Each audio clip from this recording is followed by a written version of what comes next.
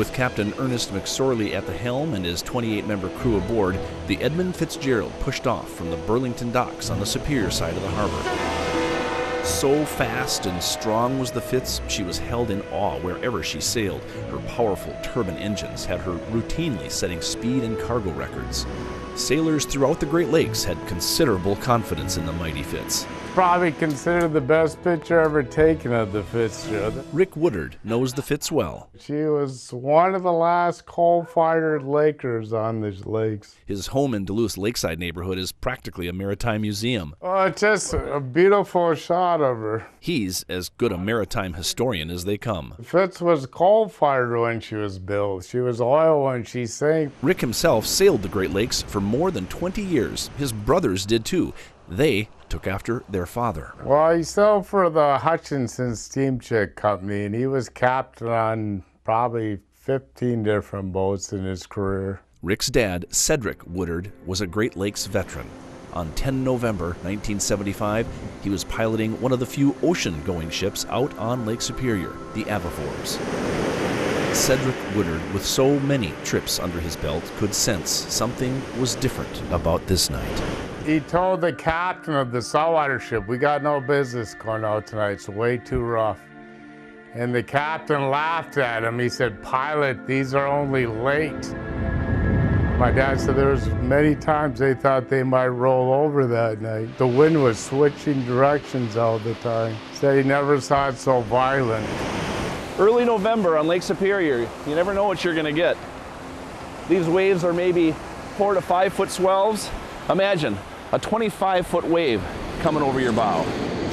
Through the wind and the waves, and now the darkness, a radio call from the captain, Ernest McSorley of the Fitz, reaching out to anyone who could hear him. Rick's father answered. The first call McSorley made to my father, my dad knew McSorley well, and he said, "Who am I talking to?" Because he didn't recognize his voice. He could tell there was a lot of tension in his voice, and he says, "This is McSorley," so he could tell he knew he was in a lot of trouble.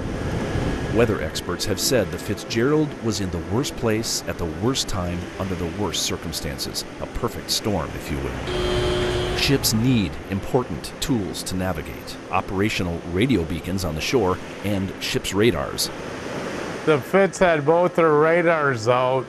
He called my dad and wanted to know if the radio beacon was working at Whitefish Point, and it was out that night, so he had no idea where he was. The Fitz was blind, and the angry November storm, with its hurricane-force winds, raged.